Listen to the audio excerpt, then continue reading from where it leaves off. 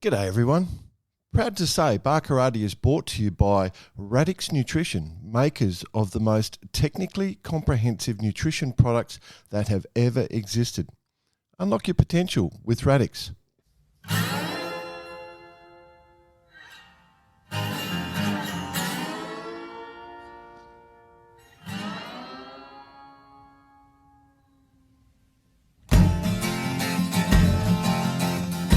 G'day listeners, welcome to Bar Karate, the Sailing Podcast. My name is Jordan Spencer and it's that time of the week where we get to hang out with some really cool sailors, but of course have to share the mic with my two idiot mates. So first off, let's welcome Mr. Brett Perry. Greetings, Exalted One. Hey bud, tired? 70 centimetres. Ah, yeah, it's still fake. 70 centimetres. Modern technology, Jordan. Vacros has been introduced to the Etuals. Oh, so you weren't doing a penis measuring competition. Oh, no. I'm sorry, I misunderstood. That's for the triple X rated version of Barkarati. No, he's gone to the zoo, measured some elephants up. I love Vacros. It's been introduced to the Etuals fleet for the World Championships, which I'm doing here. But on the other hand, 70 centimetres. We were OCS by 0.7 of a metre. Oh well. Anyway, we'll talk a bit about that more during the day, but it's tough. It's tough at the top. It's tough at the top. Let's bring in the other bloke. He had a voice that could make a wolverine purr. Mr. Nick Bice. Why are you sitting so far away from your computer, BP? Have your arms stretched that much? Oh, mate, I'll tell you what. I was at the physio yesterday, and she said that there's been a couple of people come in and see her, and she said, "What's the go with the forearms?" An apparent arm stretch. She says, instead of putting your arms in track, what's the opposite to traction? You reckon? Why the elbows? Elbows longer than normal. Yeah, extraction. Oh dear. It's been busy times. It's been a bit difficult to keep up. But obviously, during the week, Jordan Spencer. Oh, absolute star of the just 505 Worlds came to a conclusion this week, which will speak specifically about the results. But I believe we've found our funding model. Oh, our future funding model. Wow. Is essentially to get people on for the reverse curse. We've crapped on about it for years now, but essentially we've joked it's about a guaranteed it. We've joked about it, Bicey. It's never been real. Well, really I don't know about you guys. 100% serious 23% of the time, but I've been quite serious about the reverse curse for quite some time now. Oh, it's real. Yeah, it's a real thing. Real. Yeah. I mean, how real can it get? How much realer can it get? So, putting it into context for those that didn't listen, Sandy Higgins, of course, took out the 505 World Championships with his good mate Marshy. Jordan Spencer, you were there. I was there that particular day. Yep. And again, we'll speak about the result, but the amount of messages we got, whether it was personal messages, WhatsApp, the Skype, everything about the reverse curse is on. Okay, so here the bloody reverse curse. I can extend it a little bit further. Extend it a little bit further. Obviously, I'm here doing the Etuals Worlds in Brighton, Royal Brighton Yacht Club here in Melbourne, which is a fantastic event. Only halfway through. I'm here with Nick Douglas is standing here next to me one of these days, and she goes, "Oh, I've got someone would like to meet you." And I'm like, "Okay, no worries." And anyway, Peter Coleman, a shout out to Peter Coleman, doing the 2.4 metre nationals next week. Pedro, bravo. Pedro Colo. He comes up and the cold dog comes up, and he goes, "I heard on the show that one of the Barkarati guys was doing the Etual Worlds. Well, I just wanted to meet you. You're a fantastic." What he did actually say was, "What we do for sailing is what John Bertrand did for sailing in 1983." Well, pretty much on the same path. But I've got to say thank you to Peter Coleman for those beautiful, beautiful words. Yeah. But what he did say was, I'm just wondering if I could get 5% of the reverse curse. I'll bring you beers at the end of each day. I don't have to come on the show. This is the funding model. Hey, BP, word has it you now have to go down to the docks wearing a beard, a mustache, glasses, a big hat, so you don't get recognised. Well, I've got to take on the Martine model. Yep. So what we're saying, the Martine model, well done, I like that. What we're saying is the guests now have to pay to come on the show so they can get the reverse curse. Receive the reverse curse. Yeah, it's that so powerful. From now on, if you want to be on the show, if you're serious about your career, all the money you spend on new sales, wasted. All that coaching money, wasted. Wasted. Not forgetting, this is the movement, not unlike John Bertram in 1983. Although I'm yet to receive our induction into the Maritime Hall of Fame. No. They must have lost that. Yeah, and we haven't got our AMs yet. Yeah, that's right. But anyway, the reverse curse power, obviously last week's episode, Sandy, and then goes out and wins the world. So him and Marshy have been fighting for so long. And can I say, and I'm sailing with Sandy this week here in Brighton. Mm-hmm. Seeing him the day after, obviously he was not fuzzy, but he was very tired. I got to say when he arrived. I know why. We gave him sort of the benefit of the doubt that he was not up to pace on the day. But anyway, he has received the most beautiful acknowledgement from this fleet. Now, this fleet has the best in the world sailing here, and the amount of congratulations he's received, it's been beautiful to be a part of, to be honest. Even though I wasn't there with him on the day, I've been here this week with him, and it's been beautiful. Well, I'm going to say before you go, Jordan, there's probably a few people around that had slight cranial discomfort. Yes. The following day. Yes. Yes. Cranial discomfort. Well, we had to leave for the airport because Sandy and I think we had to leave for the airport at 10 to 5, and I think we got home from celebrating at about 1:30, quarter to 2. And then Sandy cracks out the scotch, and so he didn't tell me that. Yeah. All right, and I just got, I got to work the next day. Anyway, I spoke to Snowdy on Friday, and he's still a bit tired because apparently not everyone, but a lot of people went back to Snowdy's. Yeah. Everyone wanted to go back to Sandy's. That was the word. Yeah, but no, they went to Snowdy's. They went back to Snowdy's. Yeah. But yeah, so from that perspective, obviously the Higgins family, strong, one of the iconic sailing families in South Australia, a very strong nation. That last day, BP, you were, I know in an interview coming up, we were talking about how I like consistency on a scorecard. Sandy absolutely had that. And then on that last day, we talked in the car park just before going out and said, you have to go for the win because he was down 6 points. He mentioned this. And he said, you have to go for the win. And he did. He went straight for the win. It was a perfect Sandy race in the morning. It was like a 10-knot southeaster offshore, where they get a lot of that in Brighton. And so he's very comfortable picking those shifts. And there was a lot of people in the boat park going, it's a Sandy day, it's a Sandy day. And, he won that race. And I think Mal was maybe third and Nico was second, and Fritz was maybe fourth. Like the local South Australians just were right there, all at the front of the fleet. And then the last race, it was because he had no bad scores. Pete and Luke they went on the attack, but they had all this risk in their score sheet, and so. They were throwing everything in. That power of not having a bad result allowed Sandy to really change. But, he made the right decisions at the right time, and the way he sailed the regatta, that last day he was just going, now I've got to attack, and he did. Oh. Yeah.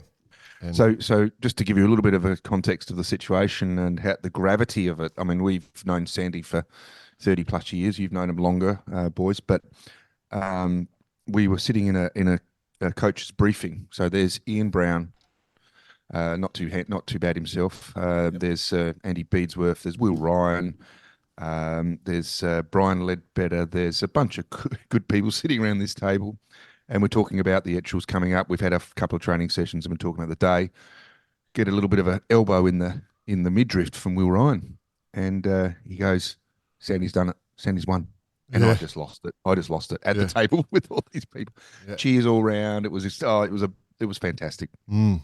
Yeah, very popular pairing, him and Paul Marsh. So same as Pete and Luke, and all the sailors. But Sandy's just a good guy. He's part of the industry, and so I think I'll be honest. I was slightly impartial as he went across the line. If you went back to the audio of the video of them going across the line, you might hear my voice at about the highest pitch you'll ever hear, just screaming, yes, yes, yes. No.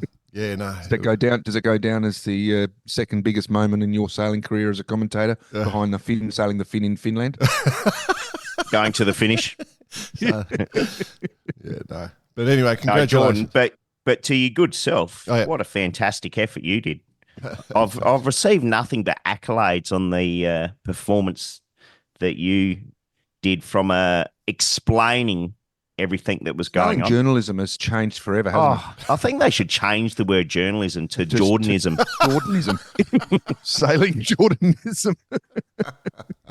I'm a Jordanist. So what do you do for a living? Oh, I'm a Jordanist. I go to the Jordan School of Jordanism. But BP, yes. Just after Jordan gave the 3 loudest yelps of yes, yes, yes in the highest voice possible, then over the radio, we're out there on the Rover, over the radio was like, media boat, we're going in hot. I got to say also that there's no doubt that the celebrations in-house were massive for you, Jordan, having a big part of being a big part of Sandy's, sailing career, if you like. So it would have been an emotional moment for all. I know that there was a tear shed or two. Mal Higgins, his brother, very 100%. Emotional moment between 100%. Them two. Yep, 100%. Dave obviously sent a message saying, "Well done." Dave Higgins, his younger brother. Yeah.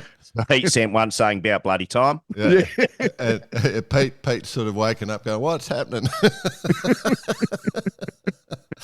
And Nancy was there. Everyone, it was a great moment. Yeah. Great moment for a great family. And the joy of the 5-0s. And I do, got some of the legends that sail from overseas, so Holty and Mike Martin and Howie and all those Howie. US guys, Jan Sargman, all these guys that had come from overseas.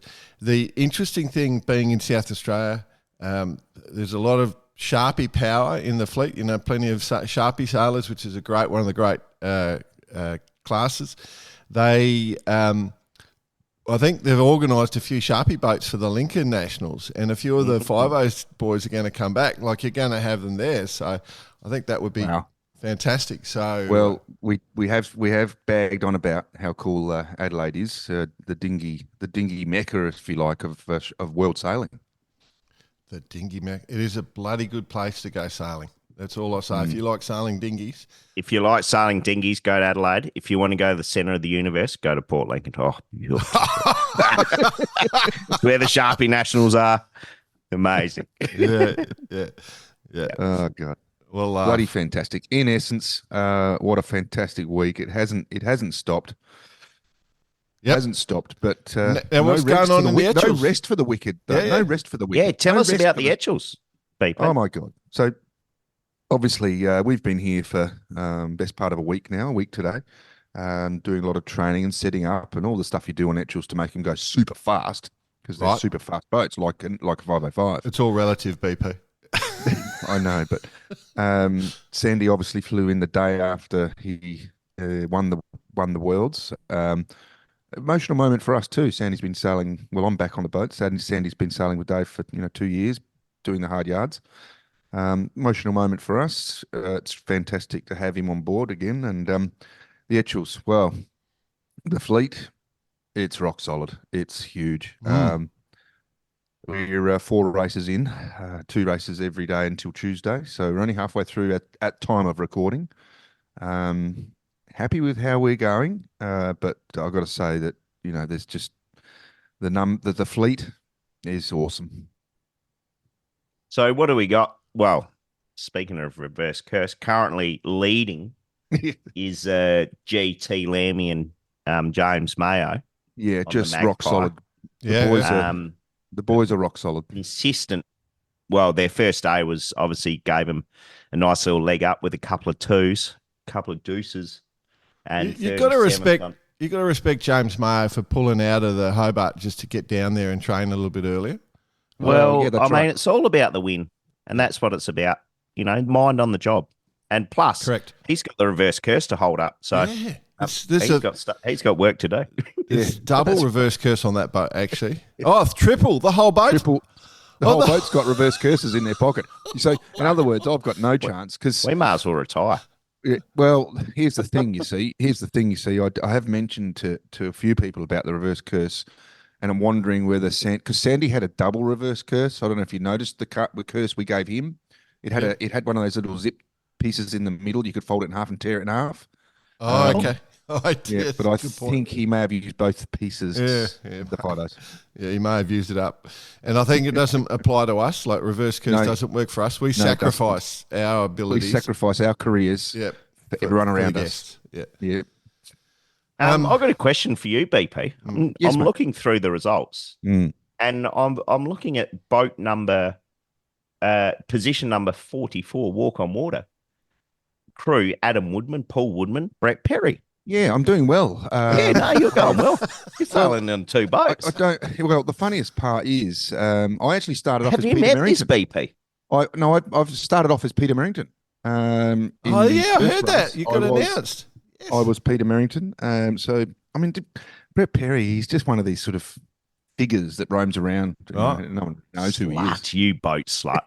How about in your little fleet there? Like, I've raged about seeing Nigel Abbott back and Rod Hagglebold. Doing fantastic. Yeah. And I think he won on his birthday yesterday, from memory. Yeah, well, and who else's birthday was it?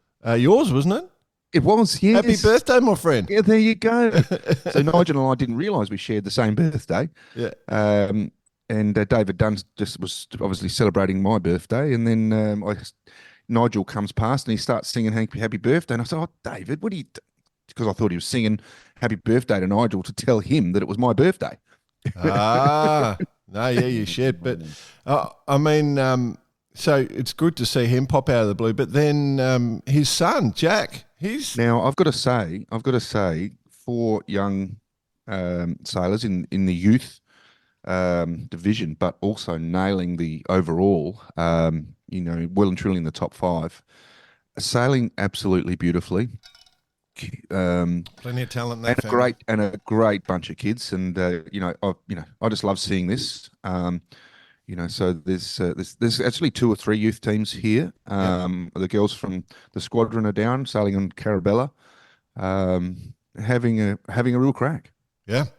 Oh well, it's going to be one of interest. Obviously, winning in Etchells Worlds is as good as it gets. So best of luck, BP. Get there, mate. Well, so mid regatta, 46 boats. Weather looks good for the next few days. So. It's going to be very, very sandy weather. I've got to say, it's very shifty. Now, I've got to say, we've obviously come together sort of a little bit last minute, but I did mention in the opening about Vacaros. They're huge supporters of the Etchells, and every boat now has them. Yep. But like I said, mate, I was going to say 0.7 of a metre. 0.7. Yeah, that's like about 8% of the boat length over. That's definitely over, mate. 7 centimetres might have been. But especially in those mould 11s, but you can blame it on that. It's definitely not a normal boat. Yeah. I've got a question for you. Yeah. Every Etchell in the world basically is painted white, right? So the bow, you can't tell the bows being over the line, right? That was the whole, never paint your boat so you can't be picked up across the line. Now with the Vacaros, can you go crazy with your paint job? We can. Lost him. Go nuts. Yeah, go nuts. That's right, BP. I think we should. It should be. It's the future of Etchells, and the first one that does it. Yeah. So I've got a bit of a. I'm in Melbourne. Oh yeah, not modern technology in Melbourne. I'm in Melbourne and my internet is unstable, as it says. All right. It gives a slight delay. It's like the boat tracking devices. It's 20. I think they said it's 25. What did they say? It was 2.5 seconds or something delay, which makes sense. About a metre per 2.5 seconds. So just for the listeners, GT and his team are 14 points against John Dane the third on 24, with Nigel Abbott on 24, Austin Sperry 27, Jack Abbott on 28, Scott Kaufman 30. Good little lead for the guys out front. BP, you guys are currently sitting 12th after your OCS and having to work back through the fleet. Oh, it was tough. And you know, in that fleet, when it's OCS and the lines aren't long, so there's definitely takes a while. Very difficult to get back. Yeah. So, but as I said, in that race, we were dead motherless last, so we didn't give up. And we fought our way back through to 23rd, obviously. Not a keeper, but it could have been a lot worse. Yep, cool. All right, well, let's move on to the Ilkers. They just had their nationals. Congratulations, Zach Littlewood. So he's a West Aussie sailing Googly Moogly. Googly Moogly. Yeah, he'll be out training, fairly solid little West Australian team in the Ilkers these days. So, and then Juco Boss, also Boss. Juco Boss. In fact, here's this, solid West Australian team. Here we go. 1 through 5 were West Australians in the men's, in the Ilkers, in the sevens. That's interesting, isn't it not? Oh, it is. Yep. And is then the breeze on?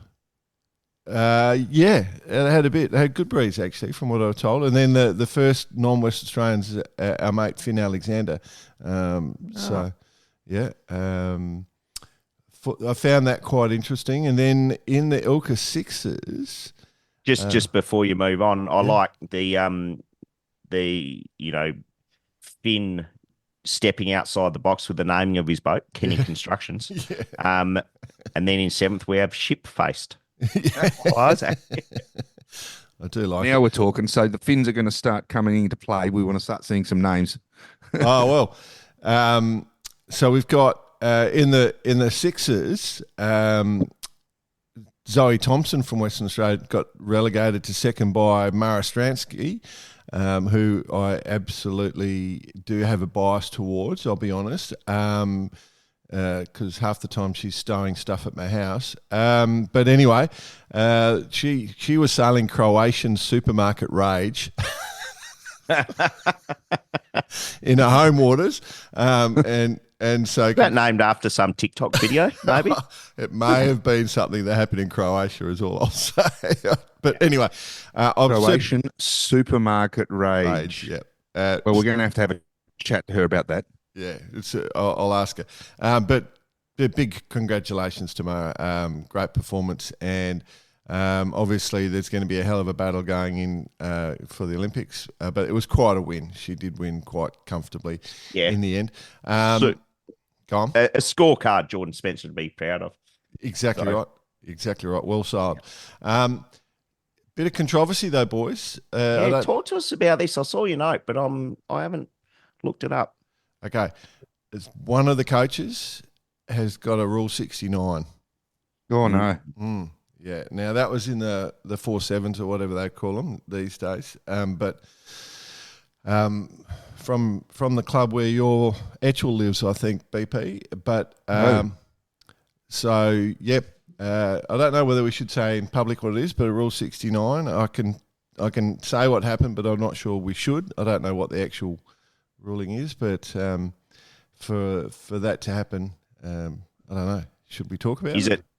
Is it has the ruling gone ahead or haven't had the hearing? Yeah, I believe it's gone ahead, and it's been because the international jury obviously at the office. So all right, just give us a little tidbit. So if you're comfortable, I've got to be careful what I say. I'll just say, I guess it's in the public domain. One of the sailors in that person's charge in the 4-7s was struggling in the wind. Went around the top mark the first time into the 30s, and then couldn't get downhill. Kept capsizing. The fleet went around and came back up, and this sailor actually got going, sailed through the finish line, and then headed in and got recorded as first, won by a couple of 100 metres. And then there was protests by the genuine winner and a few of the other sailors, and the coach came in and represented that person actually had sailed the course and finished first, and so the jury awarded first to that person, and then the discussion kept going through the week in the boat park, and the jury revisited it later on, and so not a small indiscretion. Not a small indiscretion, no. Put the C word, cheating word in front of it. Yeah. Yowzers. Yowzers. Yeah, So, no good. Okay. No good. Yep. Let's keep this sport honest, eh? Yeah. So anyway, but great sailing in the Ilkers, heaps of boats, so that's a good thing. But be good if they could go and sail boats that were fun. I didn't say that. I'm going to get it. The Ilker guys get so grumpy with me. But yeah, just that's all banter. Anyway, shall we move on? We shall. Okay. What do we want to talk about? I do want to quickly mention one. I went down and I went to a couple of events yesterday, so I quickly chewed up most of my Saturday going racing between races, and I got to the Impulse. I went to the Impulses, the last day of the Impulses. Absolutely, you did. Young bloke by the name of Mark Bloom I got to meet. So the dominant guy in the Impulse is a guy called Michael Brown, but he couldn't sail a couple of races. And then if he got all his drops in, he was looking pretty good for a win. But then Mark Bloom, who was a sabre sailor, he's a bit big. He lives just down the road from me. I don't know whether he borrowed a boat or whatever, but sailing his first regatta, really nicely set up boat. He's gone out and won the regatta, and he's a bit big for a sabre. He's exactly the right size for an Impulse. So super nice bloke. I hadn't met him properly before. We had a good chat on the beach, and he's sailing a boat called King Brown. Sounds very romantic. Oh, it was love at first sight. He's very, very nice bloke. Just got this little small waves lapping up against him. The Impulses lined you across still the have water. your The sun, Impulse? It's the sun. I don't know. There's a boat in my shed, but I haven't The touched name it. itself. Haven't Have a touched it romantic for a year. situation, doesn't it, Bicey? It was bucketing It was with called rain. a Jordan's pulse. A Jordan Pulse. All the blood ran to something. About the least romantic. It was just bucketing with rain the whole time, like Queensland was. Oh, so you just wrecked the whole picture. So the sun wasn't going down and the small waves lapping against the beach with Impulses lined up. No. But anyway, hand in hand with your new mate. I did have a look at all their setups. That's what I was down there for. And yeah, but anyway, Mark, congratulations. Well done, mate. Yeah. Well done. Great way to debut. Blooming. Because I think he, in the Sabres, where he got 7th over in West Aussie, he just jumped out of that. So coming out of a regatta is always a good way to go well into a next one. But Hamish Cow, congratulations on winning that. So the Sabres, I don't know if anyone's in the youth category in a Sabre. Have you ever seen anyone? I'm just looking through. Nope, there's nobody in the youth category. Our sport suffers a little bit, but anyway. So congratulations. Then I went down to the contenders. And they start on Monday. A busy man. A busy man, yeah. I'm trying to represent. Got to chat to my old buddy Andre Webster, who we grew up together. He's a former world champion in the class. Saw Mark Bolker. We had a good chat. Yeah, out of Papua New Guinea, is he? Or he lived in Canberra. He lives in Canberra. Yeah, so post New Guinea era. Yeah. But yeah, geez, they're beautiful boats. I don't know if you boys have gone and looked closely at contenders. I haven't. I've had a little bit specifically. They've got all these beautiful timber boats. They look so good. Yeah, I have seen a few of them. There's a couple roaming around in Sydney. Yeah. It's kind of like a cross between a grand piano and a laser. Oh, That's such a good description. With a trapeze. Oh, Oh, the reason I brought them up because obviously they're about to do the nationals. The world grand piano and a laser. Yeah, lovely. It's a great line. But I've got to say they are beautiful. I was sort of alluding to the fact that they're kind of like a collector's item for sailors. Yeah. Well, if I was talking to Crazy, John McLean. His nickname is Crazy. He's got 6. So if you're talking collector's item, well, when you look at the level of a grand piano, people do collect them. Yeah, that's right. So, yeah. That's right. Well, they have all different sounds. I mean, you can't get one grand piano that sounds the same once you're into it and at that level. Be the same with a contender. Be the same with a contender. Different. You tap on it in different spots, it'll be a different sound. The reason I wanted to highlight them is the Worlds are going to be in Australia 27 at Brighton and Seacliff Yacht Club. Oh, well, there you go. There we go. Wonderful. What a great place to go for a yacht. Moth Worlds. Anybody across the Moth Worlds? I've been sort of looking, but obviously head down, ass up myself here at the moment. But a great win, and it was actually some great footage. Yeah, hit us, BP. What have you got? What have you seen? Oh, just the footage. I mean, some of the footage I've seen, and there was one particular footage. Names. There was no names involved, but there was this guy coming across on port tack, full speed. Oh yeah, that one. That was good. Yeah. Got a couple and then realised he was in serious shit. Yeah. Just ditched it. Yeah. Yeah. There was no way. There was no tacking. It was just like, I'm off. I think that the biggest observation was it's just these young kids dominating. Yeah. Just time on the water.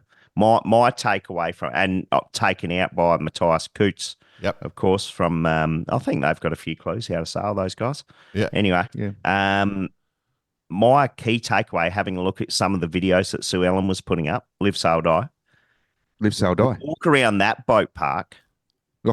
Oh, mate, it'd be like it's the what's what of the yachting world in regard to a moth setup, the foil setups, the whole kit and caboodle. Kit and caboodle is the word you're looking for. Yeah, you wouldn't want the wildfires to be rushing through that boat park because there'd be a couple of $1 million worth of boat. Plus, she's 100 plus a year to run the thing.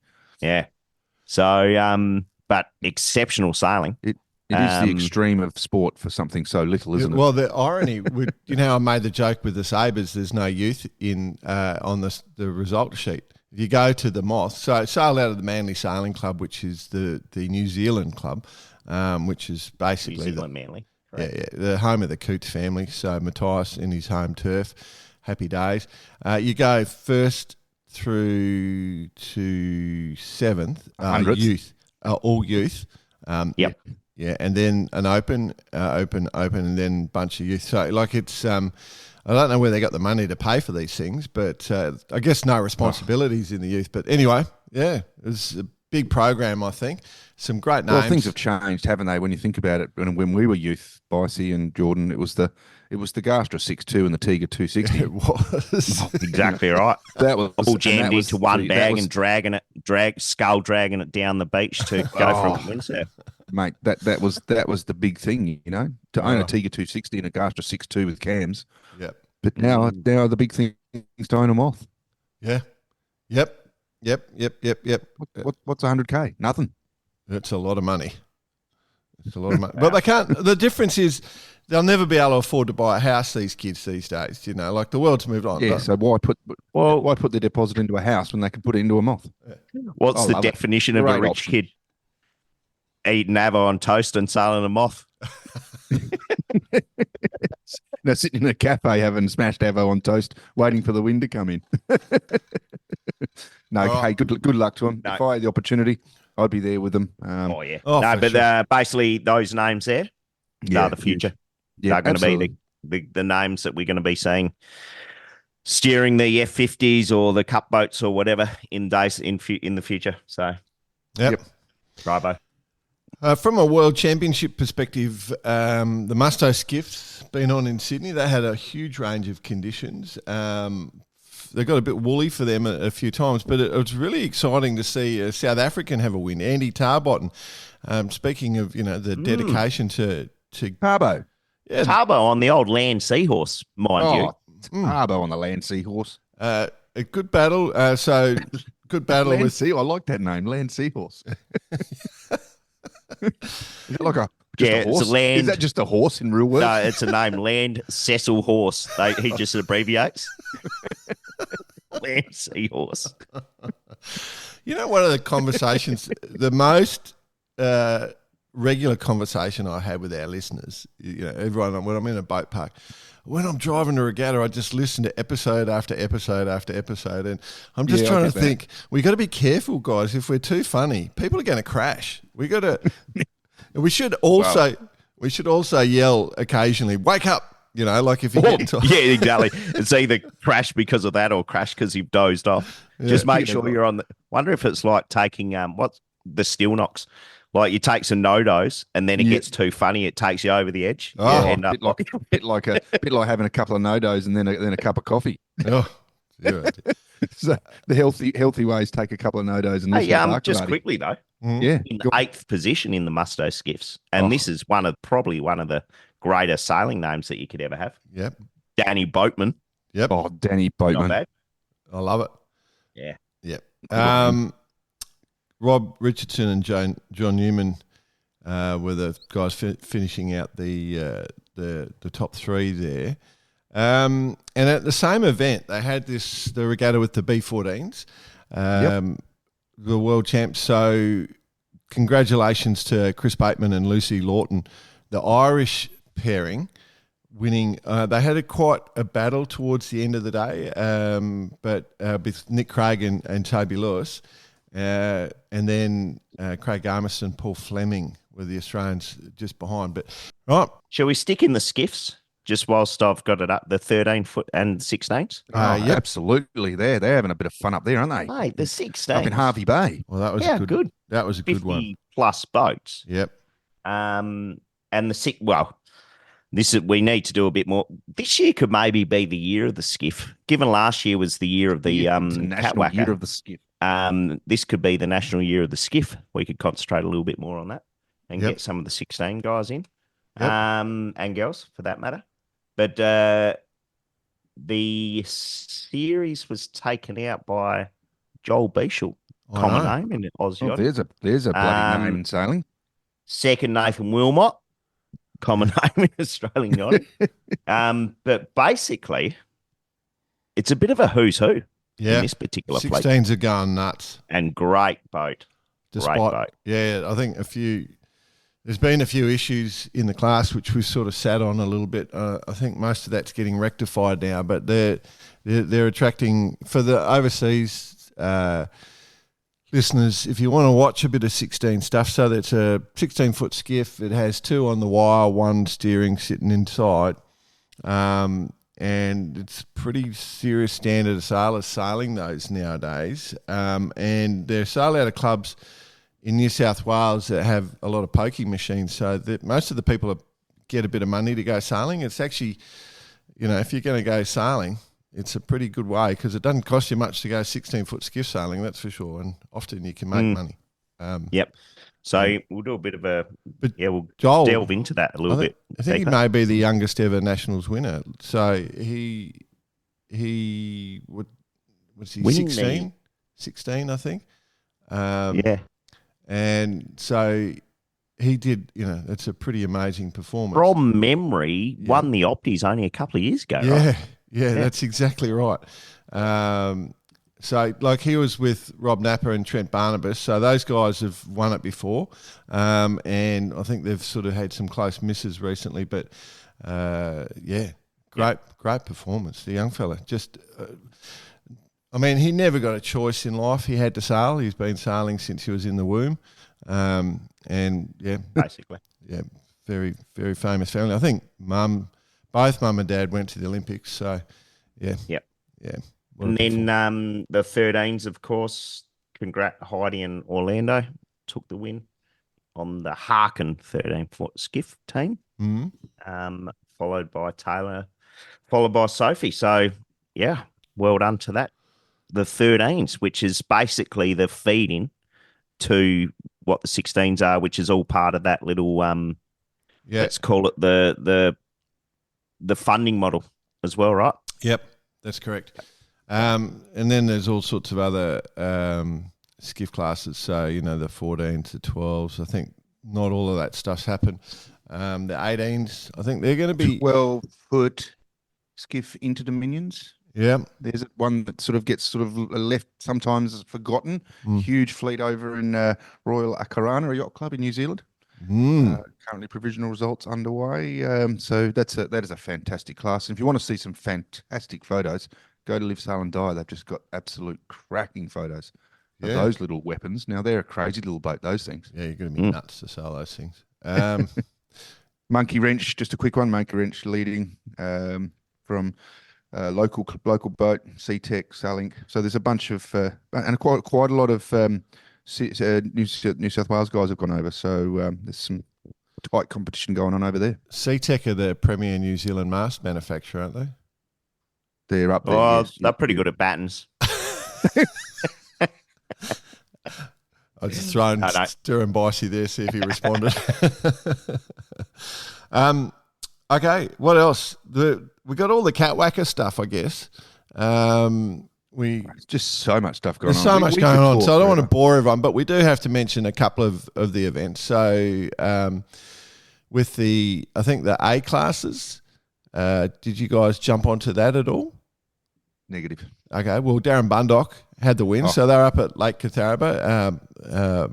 That's been sitting in his pocket for a while. That reverse curse. Yep. In front of Adam Beatty. So and then that's the flying class, and then of course they have the classics with the A class, and there's so many boats in that one, and there's plenty of old A classes sitting around if you're chasing them. But they're very cool. But Andy Landenberger's hard man to beat, and so he managed to do that again. But the A classes, and then you had all the Taipans, the F-16 sailing, and so Grant Pellew and Katie Pellew. What do you choose to sail? Is it just a path you're sort of destined to take? What, being a catwhacker? Well, no, just all these boats that have got the nationals on, we're just talking about it. Yeah. I mean, I'm sure we've forgotten some, but far out. It's a lot going on. Boats, so many cool boats. But just friends of the show, Grant Pellew and Katie Pellew. So and then Luke Ratcliffe into third in that fleet in the F-16s.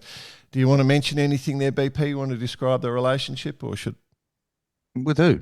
With Grant and Katie. Oh, well. I mean, the relationship is that Harkin deck gear, of course, is where Grant comes from. So and Katie's pretty famous family. Yeah, not bad. She's a Spithill. Yep.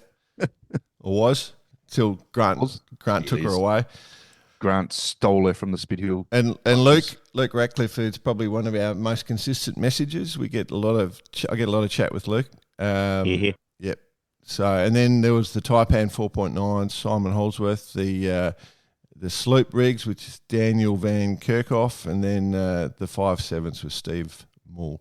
I didn't want to go and not mention cat sailing. There's so many other cat regattas. Obviously, we had the Mosquito guys riding into us. With the Hobies, they've got the different series. So they've raced the Opens, the Youth, Masters, Grandmasters in the 16s, and then the Series 2 is like in the 14s. And Dragoon. Anyway, just so much going on. Yeah, but guys, sorry, I'm just being a bit quiet here. I'm desperately seeking out the Paper Tiger National Championship. Yeah, good on you. I love it. So it's at the Summit and Yacht Club. I thought you were going to say you were looking for the Rainbow Worlds. No, that's to come. We've got a whole nother series on that. I just want to mention a whole separate show. There's two things I want to mention out of the Hobies that are important. One, Cam Owen and Susie again having the win there. Obviously, friends of the show in their Barkarati hoodies. Of course they are. Yep. And we've enjoyed every conversation. So they had a pretty good win. They're a long way in front, except for Darren Smith and Claire Bisgood, who are the sort of close chasing them.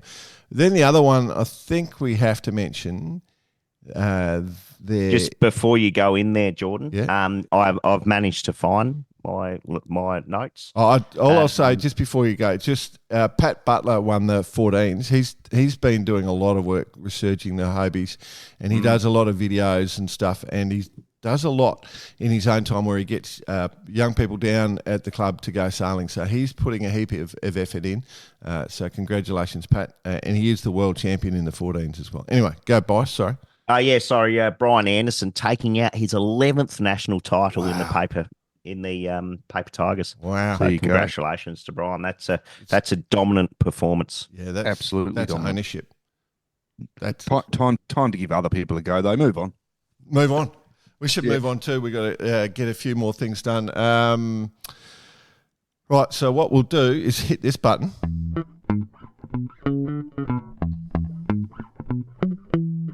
One of the things, consequence of all this sailing, boys, is that our friends at Radix Nutrition have been inundated with demand. So everyone can sail at their peak form. And so if you got regattas coming up, go BP. BP shaking in the background. Just go to Radix Nutrition and use Bar Karate as your discount code and get a discount on us so that you can sail at your peak performance for your regatta coming up. A couple of big items of news that I do want to mention. First off, congratulations to World Sailing. They're going to start the World Sailing Inclusion Championships. So that means that they're calling for bidders to host the World Sailing Inclusion Championships for the next couple of years. So if you want to bid for that, which I encourage wholeheartedly, World Sailing is for everyone, and if we can get as many people, and that's one of the great joys that we have sailing classes that allow people that have disabilities to get out there. Jump on to the World Sailing site and find that. But I think you've got to send it to Hannah Stottle. A big document. If you email hannah.stottle@sailing.org, but you've only got till the 31st of January, so a couple of weeks. Yeah, that's right. Great one to jump onto. The other one that we need everyone to be aware of is the RORC Transatlantic Race kicks off today as we're recording. Today. Yeah. From Lanzarote in the Canary Islands and then across to Grenada. So 3,000-mile race across. I like to call it the Grenades. Heading to the Grenades. Yeah. Yep. Got to put the Australian slant on it. Yeah, correct. Yeah, Where are you going? Oh, going to the Grenades. Yeah. I think they're doing a bit of live coverage. So if you just jump onto the RORC website, it's RORC Transatlantic, you should be able to follow it, which should be cool. But just be careful, all the competitors as you're going. A whole bunch of IMOCA 60s coming up the other way. Coming the perpendicular to course. And they'll be on starboard, just so you know. But yeah, just wanted to mention those. Don't worry. You should be able to get Master Beam. Should be. Easy. Yeah, just get Master Beam on them. Call them up. We'll fly through the Jack Lloyd Listener of the Week, presented by our friends at Vycobi, doing an amazing job with all their performance sporting gear.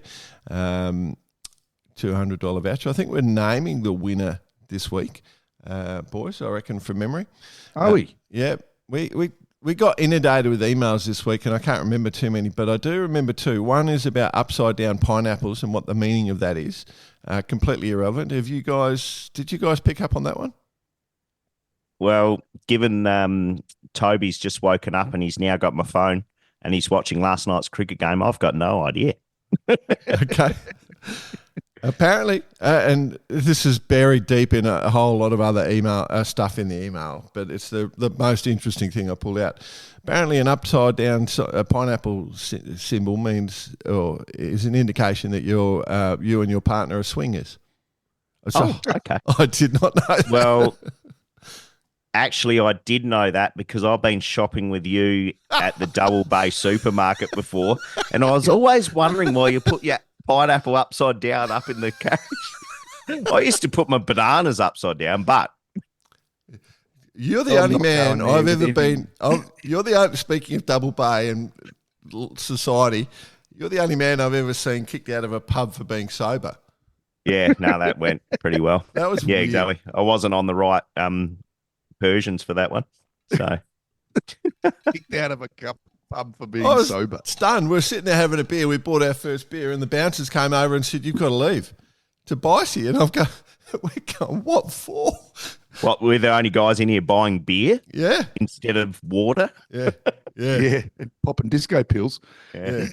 It was a weird experience. But anyway, and then the other one was Ian Turnbull just trying to backtrack on all his predictions where he'd predicted no Aussies winning anything. Bum. Yep. He's not going to sports bet, walking away with a couple. No, that's right. Monthly winners, we got to decide between Al Sargent. He was the one that had all the safety debate, what we need to do, whether booms go higher or wearing helmets and stuff. But I don't agree with any of that, but I do agree with the discussion. It's going to open up a hole, so I appreciate all the effort that went into that.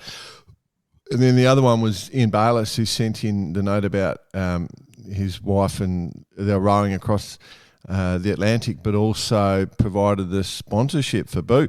And I think, I'm pretty big fan of that email. Yeah, I think. Yeah, I agree. Goes without saying, George. I think that rowing across the Atlantic deserves a jacket. Worthy of, Sunship, but also the way Sunship. that it rolled into the sponsorship. Yeah. Fantastic. For Boo and her campaign to get that off the ground as well. So I think, that's very deserving. Yeah. So anyway, congratulations, Ian. We'll suss that out. Barkarati Sun shirts should be available just about now, I reckon. They were supposed to be available at the start of December, but I think there's been delay in the life gets in the way sometimes. Things happen. Yeah. Don't worry about the stuff. Yeah. Anyway, and Pat won't overpromise, so he's not putting stuff up until he's got the stock. All right. Cool. Ole, ole, ole, ole. Feeling hot, hot, hot. It's hot time with Bice. Feeling hot, hot, hot.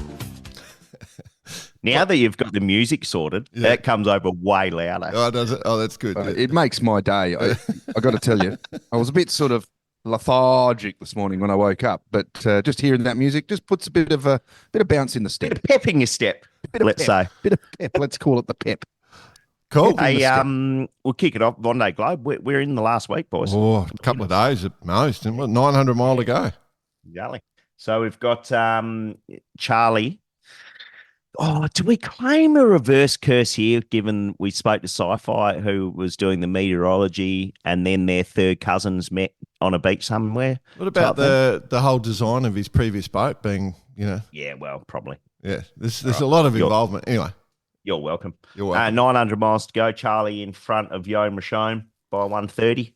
I think your mate Yoan applying a tight cover, mind you. Breeze looks. It's a little bit difficult. Yeah, there's a nice little. Unlike the Bay of Certain Death, there's a bit of a soft patch in the middle of the Bay of Certain Death. It doesn't go away. It stays for the next few days. Yoan, summer all over the world. Yoan Rashone. I think he's lost his J0. Yeah, Yoan Rashone's lost the J0. Yeah. Boris Herman, friend of the show, J2, lost his J2. I think he's fixed it now. But anyway, nice footage, by the way. Did you see the footage of his explaining going up the mast down there? That was a good bit of video. Well, good bit of background video as well, like basically grabbing every clip that Boris had said how he hates going up the mast previously. And then next vision, you see him up the mast. Calling him friend of the show, he was number one. Episode number one. Yeah. Never come back. Do you remember that? Yeah. Long time. But anyway, it was good. From memory. Yeah. So you'd have to, it's going to be a little tight, but the top three, I mean, those front two are basically gone. Top three, 100% gone. But then there's some serious battles going back in fourth and fifth is quite a ding-dong battle between Sam Goodchild and Jeremy Bow, which are about 2,800 behind the lead. What an effort by Sam, considering slightly older boat, but So Yeah. a cracking race. But both of them are vulnerable to attack. Oh, vulnerable. I'll see what you've done there. In comes the Jordanism. Now, something else which is playing out, which is going to be coming to view in the next day or Fruition. so, Fruition was the word you were digging for. between Clarice and Sam, Mm. as in Sam Davies, Mm. Yes. were basically bow to bow, Neck and neck. a couple hundred miles apart at the moment, but we're going to see them converge and see who's going to come out on top. Yep. With Sam a little further to the east, Clarice a little bit closer to the African coast. So, South American coast. So, yeah. Looking forward to we'll that. see. Looking We'll see. forward to that. Great. All right. Vonday. Fantastic week in Vonday world. That's what we're saying. Week and a half or so in the Vonday world. Yep, absolutely. And just going to smash all previous records. Soul GP, boys. Got that? Yep. Got New Zealand event coming up. New Zealand coming up. New Yep. Zealand. We're Just a getting small updates on grandstand being built. a daily basis of the grandstands, and I'm getting emails about it's all being sold out and all sorts of stuff. So it's going to make for a good, hopefully they get the right breeze. Hopefully we're going to see these things take advantage of the new falls. Yeah. Yes. Yeah. What's your inside word, Jordan Spencer? You're heading over? I am heading over. Actually, I was just madly trying to go through any emails if I had any inside info. I don't really have too much. It's going to be good. Obviously, Frogs the are French, back. French are back. That's it. That's exactly right. Frogs. Frogs are back. Seppos are on a roll. Let's get into this, eh? Yeah, well, the We've new taken falls. off the air before the next. So we'll just remind everyone the new high wind falls come into play in Auckland, so they're available and ready to go. And as you say, the French team is back. So that's What's the high wind crossover, just for the listeners? What do we call that? high. 17 knots? Yeah, well, probably a little bit lower actually. I can't say exactly because I haven't seen these falls sailed, so I'm not sure when they do kick in. But you know, Probably be a relationship with wing size as well, right? Yeah. So Yeah, as soon as you get off the big gear, Oh, yeah, 29, yeah. step it down to the 26, then you're on the high wind. the well, no, HWs. you can run both. You know, like I've seen all sorts of different combinations. It's just up to the race officer. They make the ruling as to what gear they're using the next day. So what wing and what foils and everything. So and so you'll see combinations where they're on the smaller wing and still on light wind foils and stuff. So, but what Do would they be- get a choice? No. Or is it one and all? One and all. Everyone gets exactly the same gear. It's like putting the Y flag up when you got to wear your life jacket Oh, yeah. at sea. Yeah. All right, we're putting up the high wind fall Yeah. flag. Yeah. Yeah. And Not it gets announced the day before, right? Because changing the whole fleet's wings over, and because there's not multiple wings, they've got to take sections out and put sections in and blah blah blah. So there's no quick change. So there's a bit of work goes into it. I was just Okay. trying to quickly look at But looking forward to it. I spoke to BP, before I spoke to throw one to Sam. you, Sorry, give us- buddy. Go on. Oh, yeah. Before I throw to you to give us a little update on the Sabos, which, of course, which Sabos. we were What a great week that following was. religiously, and as spoken about last week, we're going to just give her a little bit of love to the Sabos this week. But guys, Cole Brower, we've mentioned her about previously in the solo global challenge or whatever, Yes, it is. Yep. sailed around the world. She's now sailing her boat back the Aussies. from Yeah. Europe to Australia with Elizabeth Tucker. That's right. They've just hit the Southern Ocean. And Cole's basically, let's call an Instagram hit, probably the biggest in yachting. Yep. Be the biggest in question. yachting. I've got to say, they've done an exceptional job filming all of this stuff and everything they do in a studio because it's exceptional. I'm a little bit dubious. Are they really in the Southern Ocean? Yeah. Or are they Oh. in a Mate, this Conspiracy is the most theory. blatant case of studioism. Man walked on the moon. I've got to tell you. I knew that was coming. Oh dear. You reckon they're So- just on Lake Macquarie somewhere, just cruising around? I've got to say though, they are. I mean, the content that comes out, super cool. But I've been on a couple of boats. Yeah. At times, you do get wet. Yeah. There's the odd splash of water that comes over the deck. And I've never been on a boat that's watertight that doesn't have water down below, like laying in the bilge and watching movies. And I mean, taking nothing away from these girls at all. They're going to get the boat here. That's going to, this is another. We spoke about the Moths. We speak about the Sail GP, but this is another movement in yachting in general. So it's but well done to Disney for putting on such a show. It's pretty good. There'll be a soundtrack coming out soon. Bit like Frozen. The girl from Frozen singing it, No, awesome stuff. They'll be in Oz soon. All right, BP. Sabos, my friend. Hey, Sabos. I'm going to throw you out here, BP. I've listened to all these little interviews, mate.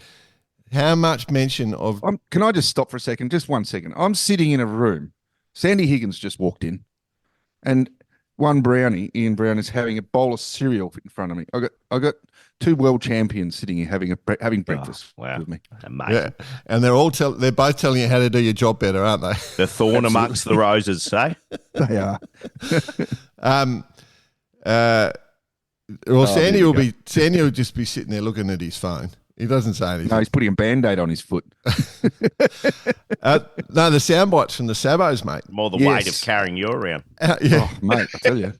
Mate, I'm heavy too. How much about the slippery slides did they all mention? Jumping off walls? Can I just say the word was it actually made the lap times better. Oh, what? Because all they wanted to do was get in and get on the slippery slide. They couldn't give a flying hoot about the sailing. It's so funny. It's such a perfect Can I setup. just sort of elaborate for the listeners who haven't seen the post? Outside Des Moines Sailing Club, we have a very steep grass hill.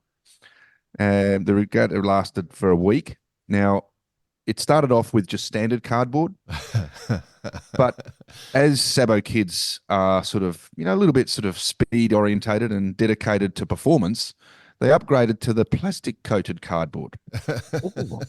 They've gone from that to the plastic coated boxes that you get from Harris Farm, which are those solid, sort of really thick, well made boxes. They sit in them.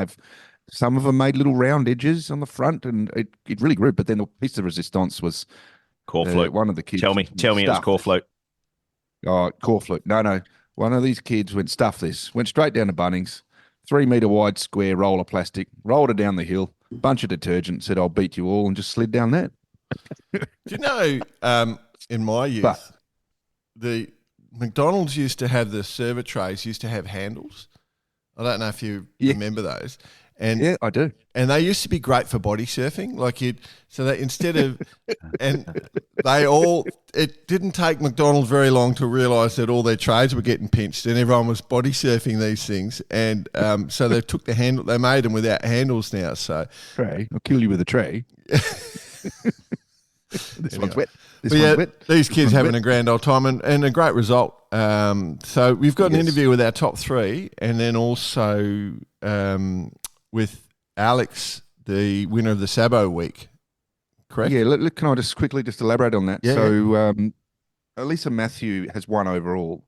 This class is let's just say boys and girls event. So there's no female male. It's boys and girls competing against each other. And Alyssa has taken it out. And the level of sailing of the top 20 plus, the whole fleet did wonderful, but the top 20, the sailing was fantastic. And Alyssa shone out. So great effort by her, and obviously Luke Mercer in third. And then Alex, won the Sabo week, which is the juniors. They're the people that are, under the age, or their first regatta. So really exciting. Cool. Exciting stuff. All right, well, let's just have a quick listen to Elisa. Alrighty, so the 2025 Sabo Nationals have come to an end, and I'm standing here with Alyssa Matthew, who has sailed a blinder and had a win. How do you feel? It's been a lot of years in the making. I didn't think I could pull it off, but I did, so Yeah, I'm All pretty right. happy. So you're from far north Queensland. You're Yeah. from Townsville, Yeah.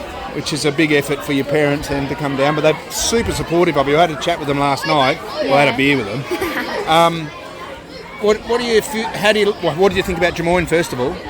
Yeah, it's a great place to sail. I miss the open water and the waves though. But other than that, it's tricky, and I'm not used to the fleeky winds, but I definitely got used to it. You just said you're not used to it, but you've just won. I mean, how could you not be used to it? You've obviously sailed really well. I got better throughout. Okay, so all right. Well, so that's the week done and dusted.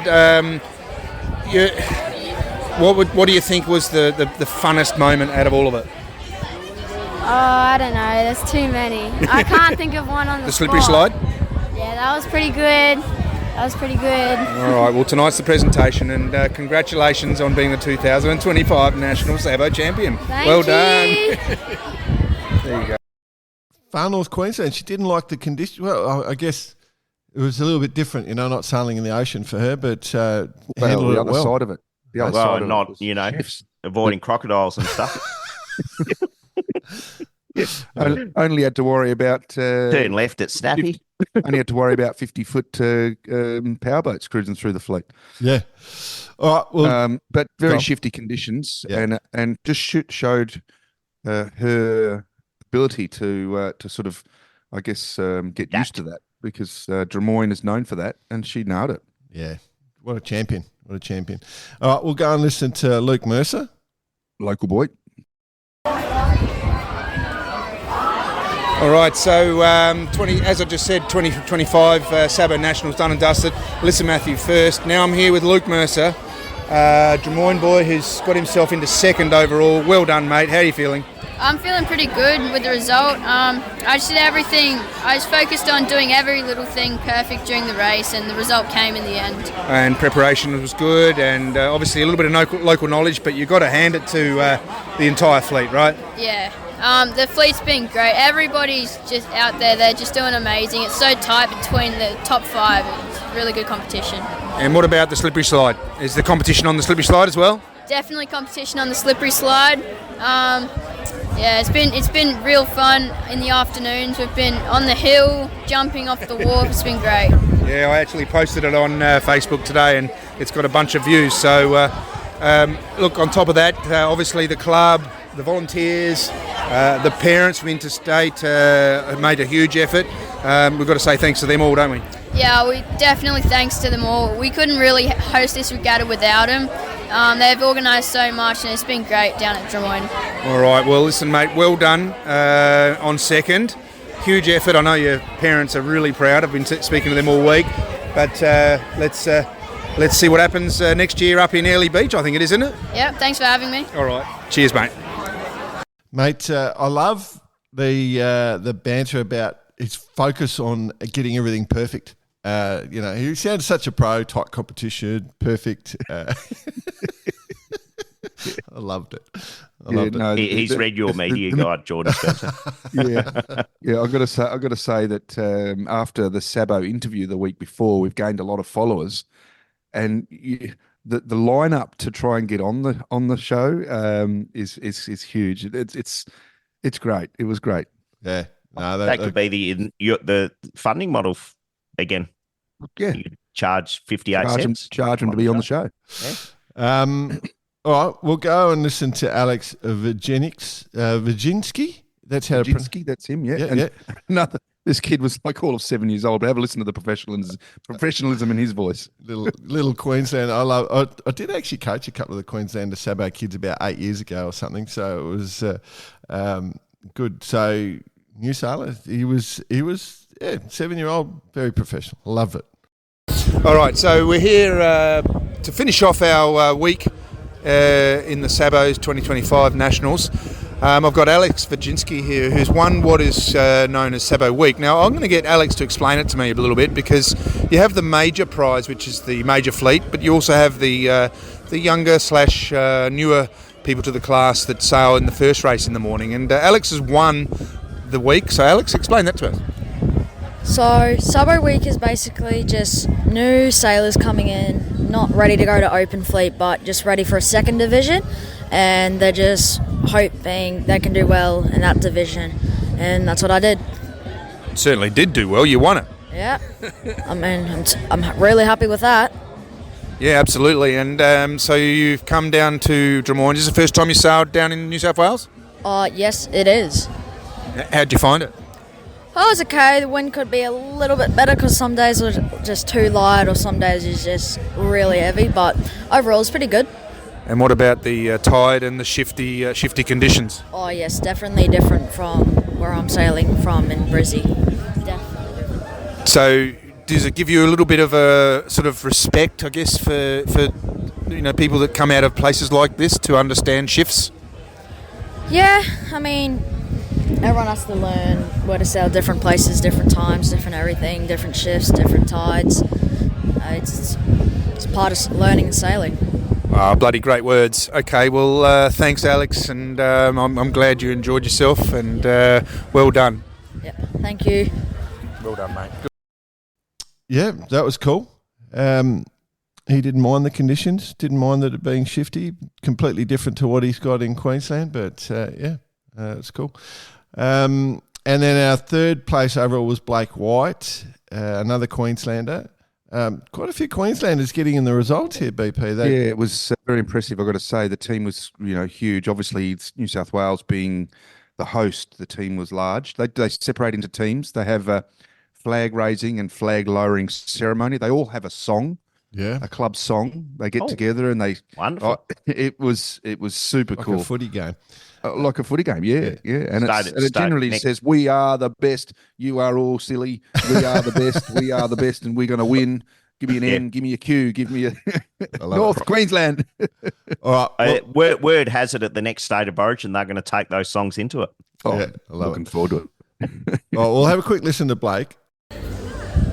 Okay, so we've interviewed first and second, and now I'm here with third place overall for the week with Blake White from South Queensland group. So we've to sum that up, they come down here in teams. So you have we've had Far North Queensland for first, we've got New South Wales for second, and then we've got South Queensland for third. Blake White, well done, mate. Thank you. Thank you. Yeah, I know, mate. Okay, so what do you reckon about the regatta? Did you have fun? Yeah, I had fun. Wish it was a bit windier, but good breeze, good competition. Thanks to Luke, Alyssa, Zach, Aiden, Arthur for the top six. Good job. Yeah. So you're a bit taller, and probably this is your last year in Sabos, so you did want a bit more wind, yeah. Yeah, definitely. I might do next year just because of my sister, but that's probably it, and I'll be done. Oh, that's nice. And what do you think you're going to do after this? Don't know, maybe going to 16s. 16's nice work. Well, you're going to have to move down to New South Wales for that. Yeah, maybe. Well, Dad's got a 16, so I might stay with him.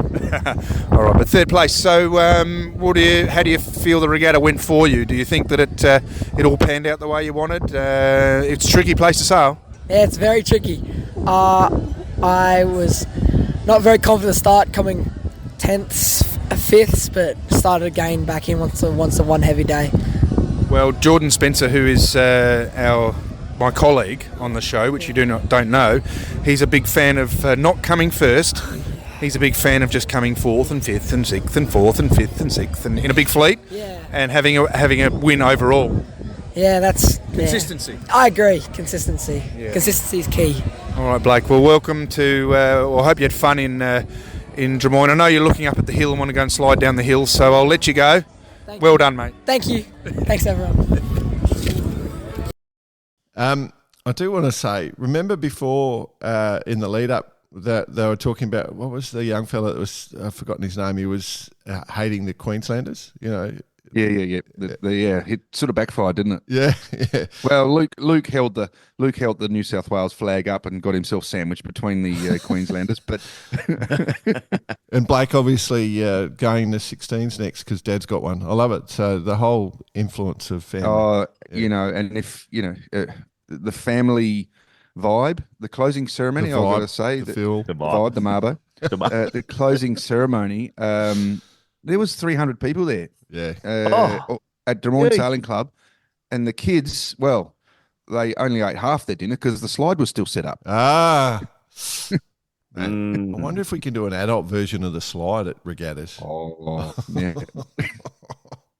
We've got to find it. We've got to do it. Yeah, well, it probably it'll end up with injuries. It's a miss of me, actually, given that we gave a bit of a rap. But the place where you would find that is the Sharpie Nationals. Oh, that would definitely have some sort of adult luge going on, without a doubt. Adult luge. By the way, shout out to Mr. Plough for taking out the 81st Sharpie National title. We didn't mention that, did we? We forgot the Sharpies. No, I've got it written right in front of me, but I was just enthralled. Noah Taylor taking out with the fourth leg, Harry Fisher. Exactly. We were saving it as a big special. We'll get Harry on, actually, to give us a full wrap. Shout out to the Shadow Boxer, Chappie, Jared Chaplin in the middle, former Rainbow Sailor, of course, with his son Zane on the wood. There you go. Love it. Oh, the Sharpies and the footage or the photos of the Chuggalug, unforgettable. Yeah. Great stuff. Great class. A lot of friends in that class. Well done to all competing. Also the same for all the Sabo kids. Thanks so much. For everything. We've got so many videos and links and stuff coming out of the Sabos. It's been fantastic. Congratulations to all you youngsters. Keep sailing. And what a fantastic, I've got to say, I do rant and rave about the Palace, the Drummoyne Sailing Club. Obviously, it's just down the road from where I live, but, there's other reasons for going there. But the regatta itself was just fantastic. Yeah, cool. BP, Bossy and I came up with because we were together in Adelaide a little bit. He didn't get to see much of me because I was another business model. It was quite busy. I was quite busy, and I didn't get to spend half the time I wanted to with Mr. Bice. But I did go fishing with his kids at one stage in the back of the Barkarati Express, which that was about 15 minutes. Then I had to go back in. But appreciate that. We've worked out something. We were worried about URM and their rig, and we were talking, with his Southern Spars connections and getting rigs together. There was a fish union that we have completely forgotten about, and they've come into play. Remember, Bice? The Flying Fish. The Flying Fish Union. We think that they've taken out the standing rigging, and that's caused the mast to go down. They've been funded.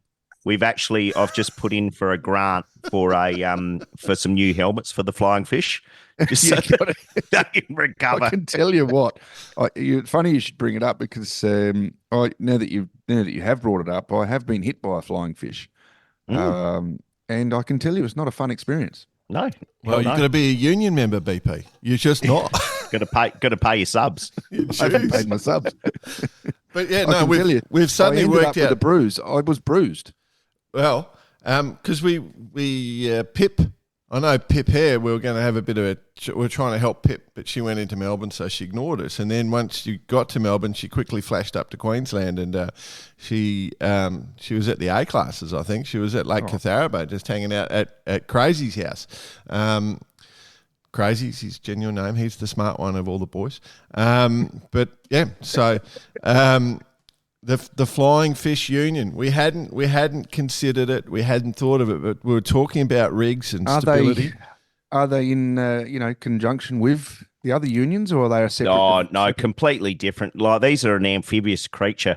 Given they spend their life underwater, then they come up with their wings sharpened specifically. Well, the beak. They've got a little beak. Maybe they're related to the swordfish. It's the swordfish union. Oh yeah. We're getting complex now. We're too many unions, but for when a rig goes down, that's humanity, right? Too many unions. All right, I think we're done. Too many fish unions. I think we're done. If it's getting cold where you are, don't worry. Jump in online, go to the Barkarati website and grab yourself one of the hoodies. The hoodies may or may not bring the reverse curse with them. But certainly if you ask Cam and Suze, 100% do. 100%. So, yeah, and then... I have a present coming your way too, by the way, boys. So stand by for that in the post when I get home. So I'll leave it at that just to keep you hanging. I did... New stubby holder. Hey? New echo holder. Stubby holders. Boys, I was very disappointed in your response. I got the Barkarati hoodie on, and then I found a beautiful pair of light green tracky pants with the name Jordan on. Jordan written down the side. Don't worry, I've heard about it. Well, I guess saw what it Jordan was wearing down the club the other day. I saw it and just completely ignored it. Look, apparently a clothing company has decided to name a whole range of clothes after me, and I couldn't resist. And I think that it's the perfect combination. The Jordan tracky pants with the Barkarati hoodie. It's a look, and I think I might send you both a pair so you can start wearing them with your outfits. Anyway. All right. Can we go now? Yeah, we can go now. Go and enjoy your sailing. Good luck today, BP. Yeah, thanks, boys. Good luck to everyone doing their regattas all around Australia. Might be a day to get the Barkarati Express out. Oh, get it out. Lovely day. With the Shimano stickers. The Shimano stickers on the dashboard. Radix Nutrition. Use Barkarati as a discount code. And have a great week. And, of course, our friends at Vycobi, support them. Everyone have a great week. Speak to you next time. Later. Yeah, we can hear the music, guys. A bit hyperactive here, what have you done there, BP? It's like you put it up another level. Train track bit. Oh, hey. We got all the way to the end. Yeah, timed it perfectly. Lovely. See you, bye.